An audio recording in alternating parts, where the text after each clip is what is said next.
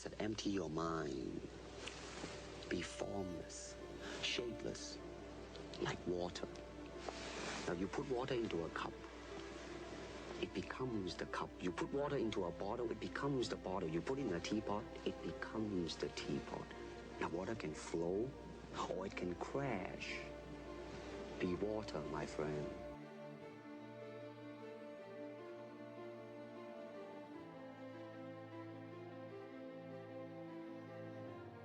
So welcome back, and I hope some of you are samurai fans, because this video is going to be all about one of my favorite samurais from the critically acclaimed manga Vagabond. Now you might be wondering, who the fuck is Sasaki Kojiro and what the fuck is Vagabond even about? So I suggest go read it if you want to find out more after this video. Oh yeah, please don't skim through the video, please, I highly suggest to watch this video in its entirety. I promise you'll watch the video and it'll go by in a flash. Now let's get into what you came here for and the reason why I made this video, but we're gonna have to go way back to a time where phones, TVs, and social media in general were never invented. A time when it was more simple and the way of the samurai was the law in Japan. Sasaki Kojiro is a legendary samurai who is the arch rival to another ferocious ronin called Miyamoto Musashi, and is also one of the main antagonists of the manga Vagabond. Now when it comes to Sasaki Kojiro, he has many qualities that set him apart from other characters in the manga. But what really sets him apart from every other samurai in this time period is that he's a mute, and you could say his only way of communicating with people is through dueling. He's also a playful type of guy to the point where it just comes off as innocent and childlike.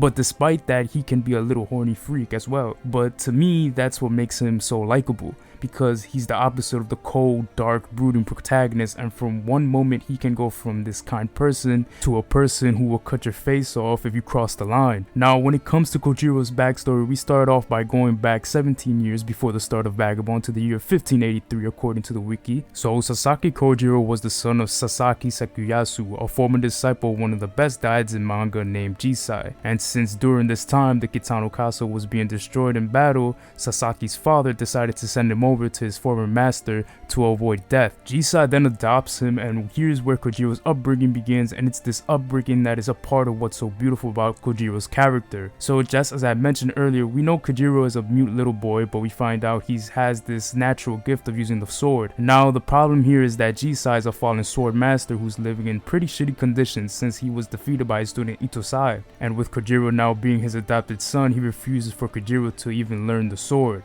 Now fast forward, Kojiro is 9 years old and both Jisai and Sasaki were living relatively nice lives, arguably good lives you could say. But moving forward from that, we see Kojiro challenge kids within his village and making friends for it. But when Fudo, the village's protector, and sick fuck who takes the village's girls when they turn 14 arrives, everything just gets fucking crazy, because we find out that the villagers themselves have been planning to kill Fudo.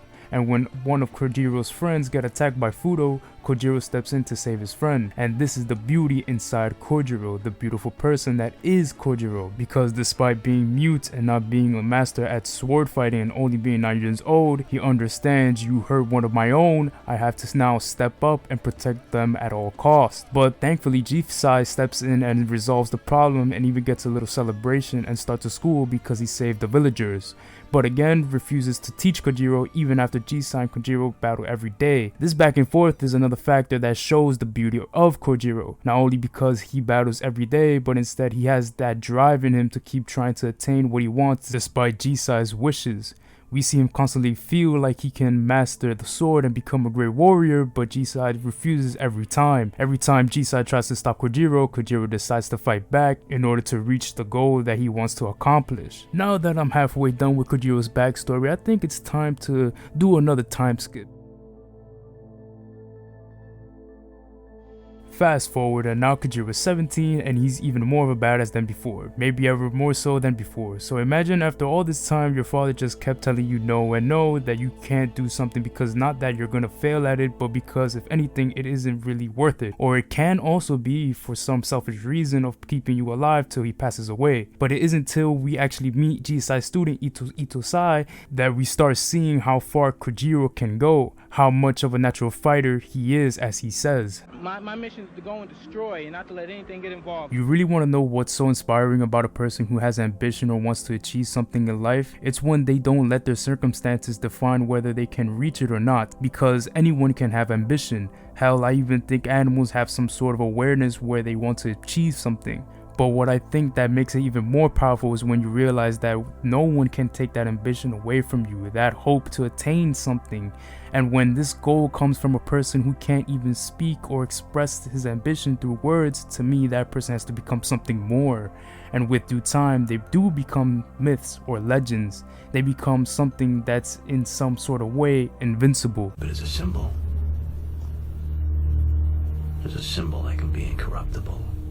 That can be everlasting. So how do you make a person who can't speak or express themselves through words likable or interesting? Well, from just reading the manga, we see how Kojiro reacts, from his facial expressions to how people react to his body language to people trying to understand what he thinks or how he thinks. I mean, all these things combined just make him likable, if not more likable than the protagonist. If you read the manga and disagree with me, feel free to add me on my Twitter account. But I mean, it's the truth. I was in awe just seeing how Kojiro waves his sword to his opponent, seeing how Itosai constantly tried to read Kojiro from afar, and seeing how everyone Kojiro encounters either describes him as something unique or even innocent-like, to even becoming friends during their encounters. They even go as far as describing him as a beast that just can't be stopped. And Inoi's artwork combined with that just makes Kojiro that more inspiring and interesting and charismatic. I mean, the artwork alone helps to convey so much emotion, so much pure humanity, that you feel the emotions of Kojiro come off the pages. And without him saying a word, you understand everything about him. I mean, for God's sakes, look at these pages for yourselves.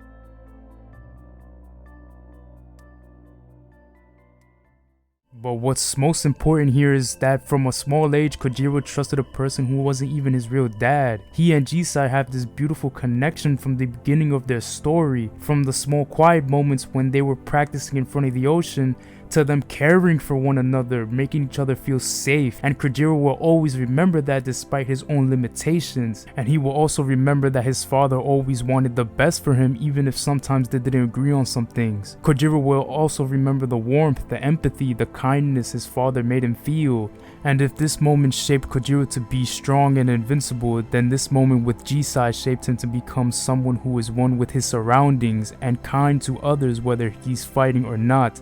And I think that's what makes him such a beautiful character, because we have a boy growing up challenging the world despite how different he is from others, never forgetting his humble beginnings and becoming the master of his craft. That ambition to be the best of your craft, which is also the theme of the entire story. Sasaki Kojiro is one of my favorite characters of all time because Inoi just makes him feel so personal. He makes you feel like you are Kojiro when no one understands you, but you still try to communicate what you want despite what the world says about you. He inspires you to keep going and to always be kind and always challenge yourself so that one day you can become invincible. And this is the beauty of Sasaki Kojiro.